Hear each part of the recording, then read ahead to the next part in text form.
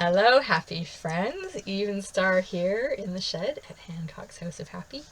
I'm having my coffee, and this is my new favorite thing in the whole world. It is a Tim Hortons mug from Canada, toujours frais. And I'm here to talk to you today about a couple of things.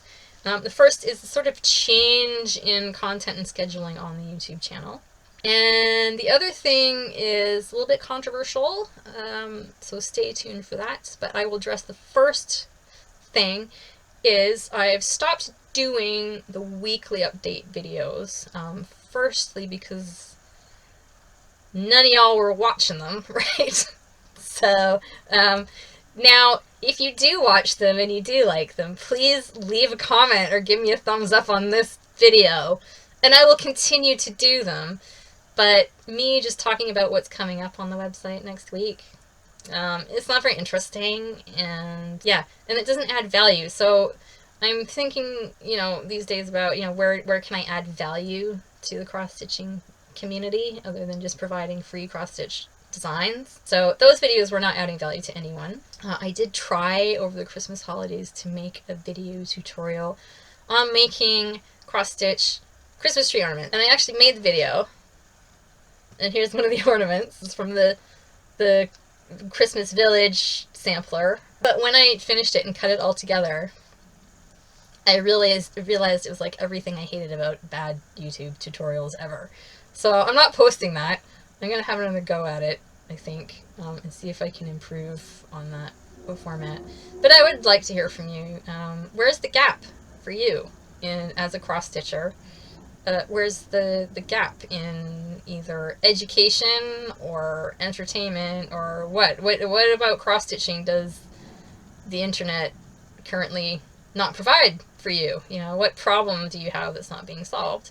Let me know, because I would rather solve a problem that no one else is solving right now for you than try and solve a problem that isn't really there or has already been solved. So let me know below. Which brings me to the second part of this video. And this is I think the third time I've tried talking about this, and it just turned out too rambly. But anyway, the issue is copyright. Copyright in the cross-stitch community, and why I find it hugely problematic. And as a cross-stitcher and a consumer, so should you. Now, this arose yesterday. I was in a cross-stitching forum on Facebook. I used to be a member of several Facebook sort of forums on cross-stitching there, but I've kind of pared it down to one, which I'm not a huge sort of forum type person. First of all, I'm not a huge cross-stitcher anymore. I do cross-stitch for fun, but being more of a designer, those forums are for people who are troubleshooting actual cross-stitching, right? Which is, that's interesting in itself to see what people's problems are and stuff like that. But generally, it's it's sort of different problems than I'm working with. But this was very interesting, and it was two posts that came up kind of at the same time, or they came up in my Facebook feed at the same time, and they both addressed two sides of this issue, the copyright issue. The cognitive dissonance just made my head explode. So the first thread was people complaining about the Walt Disney Corporation filing cease and desist orders with Etsy and cross-stitch designers about Baby Yoda. Now, I'm not a huge sort of new Star Wars fan, but I know what the Baby Yoda is and where it comes from. And I understand that in fandom, people are probably wanting to cross-stitch that or make crochet things out of it. And people were hugely angry at Walt Disney and Etsy for telling people who were selling cross-stitch patterns of Baby Yoda, they got to take them down. You can't sell those. In the other thread, it was a person new to cross-stitching. I'm not sure what their pronouns are, so I'm just going to use they, them. They were concerned about having seen a cross-stitch pattern, finished design, on the internet, and being new, what they wanted to do was take that idea and kind of imitate it or recreate it to be their own, and just cross-stitch that for their own satisfaction. Now, first of all, let's kind of look at those two things. You've got, on both sides of the equation, somebody who has an idea or some, I'm going to call it intellectual property, because that's sort of more concrete than idea. You've got some intellectual property that someone wants to take and recreate. In the first instance, someone wants to take that IP, turn it into some kind of other medium, and make money. And on the other side, it was someone who wanted to take that idea, kind of mishmash it around a bit, and recreate their own for their own satisfaction, not making money. Now, without presenting the details about those two things, I would imagine that most people would say the second one is fine, right? You're not making money out of that. You're kind of mishmashing something around a bit, recreating your own thing. You've been inspired. Second one, people are going to say, you know what, that's wrong. However, the response in the forum, and this is where I've got a little bit of a problem with the cross-stitching community, which is why maybe you don't hang out in forums so much. And I'm not disparaging anyone who does. I think if you're new to cross-stitching, they're great places to learn and meet people in that craft, because there's a lot of really great people and artists, you know, in there. Then they want to help you. That's great. But for me, these two threads coming up at the same time. So if you look at the first instance where somebody has some IP and someone's taken that and sold it, the outrage was not for the person who's taken someone else's IP and is selling it. The outrage was with the big organization who owns that intellectual property, not wanting someone to profit from that without giving them any money. In the second instance, the outrage was against that, and I kind of felt sorry for this person because it wasn't a very good introduction to that particular forum, which is generally very friendly and open about inspiration and designs and things, saying, no, that's wrong, you shouldn't be doing that. And that, so, you know, like I say, that was a huge amount of cognitive dissonance for me. And it seems to be this sort of idea it's probably not even just the cross-stitching community, but in fandom in general, especially when it comes to things like fan art, fan fiction, anything that's derived from something, someone else's IP, there's this kind of weird sense of entitlement to say that that's a big organization, they've made lots of money from that, now it's my turn. And I don't think that's right? IP is IP. As an artist, that's how I make my living. If that's my piece of art, right? It's not right for you to take that piece of art and recreate it or turn it into like some other medium and sell that without acknowledging me or giving me any kind of credit or money or anything for that. I find that this is hugely problematic in the cross-stitching community, that there is a lot of people selling and profiting on cross-stitch designs that are derived very blatantly from other people's product. Now, whether that person is Walt Disney Corporation, and when we think about this, please think about the person struggling in the Walt Disney Corporation who had to come up with Baby Yoda, right? You're not just fighting against an organization there, you're fighting against an individual who probably wasn't paid appropriately by Walt Disney for that art in the first place. I don't know. I'm hoping that, the WD, I'm not a fan of the Walt Disney, by the way, but I'm hoping that, they're paying their artists appropriately, but that doesn't make it right for you to take that artist's work and sell it without giving them anything. So whether that's Walt Disney or J.K. Rowling or the estate of Tolkien or Roddenberry or anything else like that, or the BBC, that doesn't make it right. It's still someone else's product. And to say, well, I've created a cross-stitch design of the TARDIS and I'm selling that now without licensing that from the BBC and making sure that the BBC gets money for that, that's not right. I don't care how big the organization is. Sorry about the weird interject here with like the strange lighting and it's all different-y. It's because I was just cutting the video together, and it came to the bit about like the TARDIS and licensing and Doctor Who.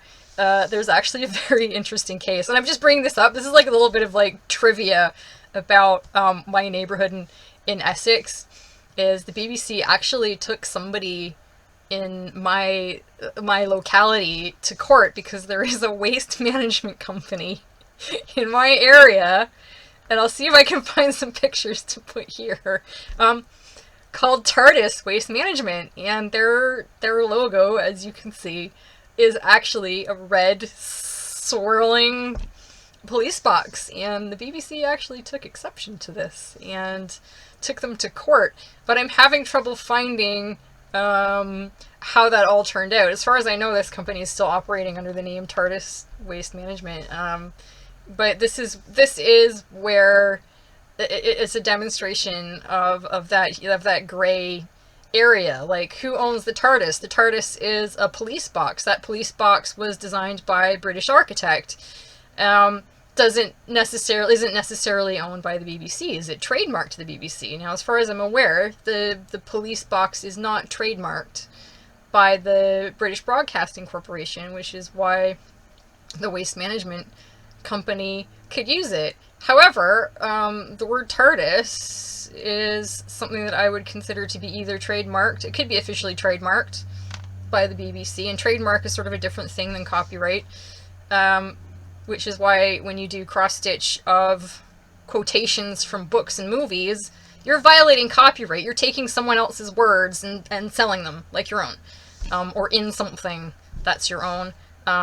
Whereas if you've got like phrases, like TARDIS, if it's not trademarked, that'll be in the public area. You know, I'm not a lawyer, so the nuances here are varied and difficult, and for me as an artist producing art, I kind of just prefer these days to just steer clear of all of it. Anyway, it's just as bad as if you stole it from an independent artist. And there was recently, I don't know how recent it was, but I saw the video recently of a woman who's a diamond painter. I'm not a diamond painter. I'm not into that. But it came up in my YouTube feed one day, and it was interesting because it was about this issue in the diamond painting community. And I felt sorry for this woman because she'd actually she had a big following in a lot of videos, and she had a copyright strike issued against her from YouTube, which is like really bad because you can like lose your whole channel and your livelihood by with copyright strikes from them. Because she did a video of doing a diamond painting where she got a kit through no fault of her own from a big retailer, like a big reputable retailer, of a piece of art, and the artist, I guess, called up YouTube and said, this person is using my art in this video. I did not give the manufacturer permission. So the person who made the kit, the retailer who was selling it, they were not given permission to use that piece of artwork, and that artist wasn't getting any money from that or anything, not even any acknowledgement. And I mean, the woman, she was actually quite shocked that this went on. I was not shocked because I know it goes on, right? Because I see it all the time on Etsy. But she had this one strike against her for this one video, but then she went back and looked at all of the other kits that she's done and purchased, and it was like, none of these images were officially licensed from the artist. And I had to admire her, of her own volition, took all of these videos down, right? Her channel was like pared down to very few videos, and she's like struggling now. She was struggling, for content because, she didn't have any kits that she could find that were like officially licensed for art. And she resolved that, and I would ask you all to resolve that. If you're going to be buying anything like that, make sure that the images are licensed. They're out there. For me, this does kind of reek of entitlement to say that just because you're a big corporation, I can steal and sell your ideas. Now, there's that gray area there where if you see something you like, maybe it's someone else's piece of art that you're inspired by, and you're kind of inspired to go and give that your own perspective in your own medium and recreate that. For me as an artist, that's fine. And I do this all the time. I'll look at stuff and I'll go, it's like, you know what? That would make a really cool cross-stitch design if I did this and this and I kind of switched this around. But the idea or the composition itself, that's really cool. And I'd like to see what I can do with that. I'm not going to take that image and just recreate it. Now, first of all, as an artist, that's like, it's just kind of selling out. There's nothing creative about that, right? The whole point for me is to challenge myself as a pixel artist. But there's that gray area to say that if I'm selling a cross-stitch design of, let's see, one that I see on Etsy a lot is like Harry Potter stuff, like the Deathly Hallows, that Deathly Hallows symbol. That belongs to J.K. Rowling, right? Or at the very least, it belongs to, I think it's Warner Brothers. I think Warner Brothers did Harry Potter, right? At the very least, that belongs to Warner Brothers, right? You did not come up with that yourself. And to say that because there's no cross-stitch designs out there for the Deathly Hallows with some nice flowers on it or some words also that you don't own, without paying the originator of those ideas, I don't think it's not right. You don't write the fan fiction, right? You don't ship the Snape and the Ron and sell that fan fiction and not send the money to JK, right? I don't care if she's like the richest woman in the world, right? You don't do that. And even though she's tolerant of fan fiction, which is what I'm talking about here, these designs, right? They're the cross-stitch equivalent of fan fiction. J.K. Rowling doesn't mind the fan fiction, but there's a lot of authors who do, and there's a lot of organizations who do. It's like, you're using my ideas in a public forum, and you're turning those things into things I don't like, that either are not what the original intention was or whatever, right? And you have to be careful about stuff like that, because I tell you what, Walt Disney will come for you. Warner Brothers will come for you, and they are right to come for you. And this is why my opinion on this is probably extremely controversial in that community, and why I didn't really say anything in that form, because for me, if you're creating cross-stitch patterns of Baby Yoda, and you haven't gotten permission from the Walt Disney Corporation to do so, you're violating copyright. And it would be exactly the same if you had a cross-stitch pattern or a piece of art that Walt Disney shoved in one of their films or on something, maybe it was a t-shirt, and they started making money from it, you'd be upset, wouldn't you? You'd be quite upset, right? I don't care that they've got billions and billions of dollars, right? It's a double standard, and I don't like double standards, because as a female in business and formerly in technology and manufacturing, I have been a victim of a double standard my entire professional career, and I don't like them. So I would encourage you to make sure when you are buying, like paying for cross-stitch designs, now whether that's on Etsy or if they're kits, again, from what you think are reputable retailers, make sure they're licensed, because it's an ethical, to me it's an ethical problem, right? It's only ethical to make sure that when you're paying somebody money for that the person who originated that piece of art or that idea is going to get a little bit of that, right? And that's what I would expect if someone wanted to use my art in something.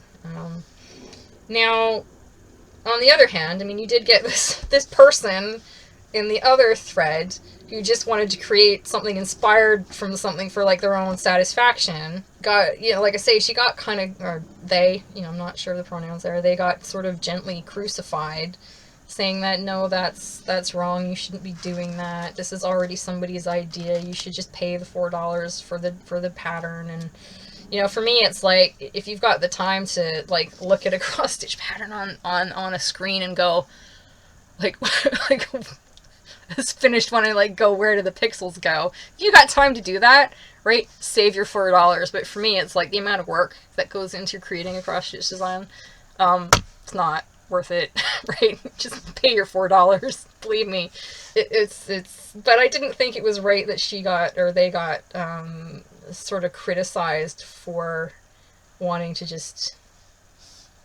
kind of freestyle a little bit around somebody's idea.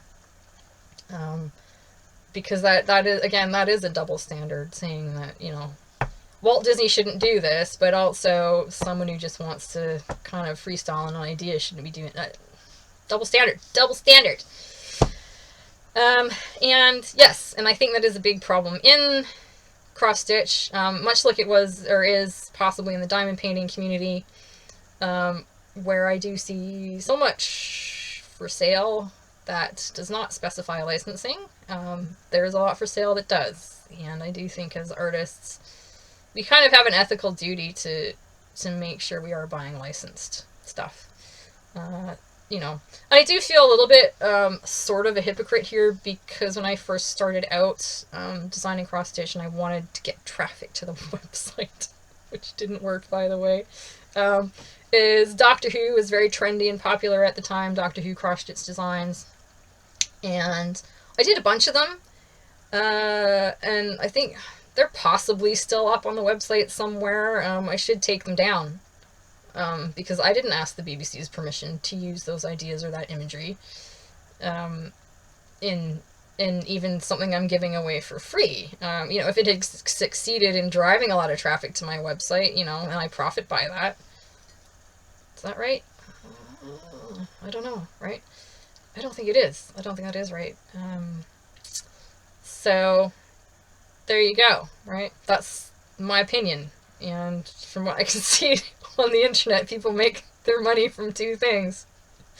Selling stickers, which I also do, by the way. There's a link below where you can buy my stickers, and giving their opinions, right? So, I'd like to know what you think about this particular issue and what your take on it is, and especially when we're looking at things where, well, the big corporation doesn't produce that, so I'm going to do it myself. And to a certain degree, if you want, a Baby Yoda cross-stitch, or you want a Deathly Hallows cross-stitch, or whatever kind of cross-stitch you want, and you want to do that for your own satisfaction, I don't see anything wrong with that. But what I do think is wrong is to take that design and sell it, and for me, even, I have problems with giving it away for free, because I'm still trying to make money out of internet traffic. I have a problem with that. Don't do that. Because if there's a gap in the market, it's not up to you to fill it at someone else's expense. Or if you really want to fill that gap and you think there's money in that gap, which is what business is all about, it's finding a gap that's profitable, do it properly. License the artwork. People do. There's lots of Etsy stores that sell licensed cross-stitch patterns, that they license the artwork from the original artist. And if you really want to support artists, don't support the double standard, is what I'm going to say there. So, anyway, if you liked this video of me rambling for 20 minutes, not about what's coming up next week, but about my opinion on the double standard in copyright in the cross-stitching community. God, I hope I still have followers after this. Please leave your comments below. I am not here, this is my opinion, right? I'm not here to disparage or criticize individuals for what they do. And if you're one of those people that, sell Deathly Hallows cross-stitch patterns and they aren't licensed, that's questions you have to ask yourself. It's not something I would do because I don't believe it's ethical. If you don't have a problem with that, and again, I'm not judging here, because we all come from different backgrounds and have different ideas about these things, and maybe you're sticking it to the man, I don't know. You do you. Until next time, I hope you're having a fabulous day. Bye!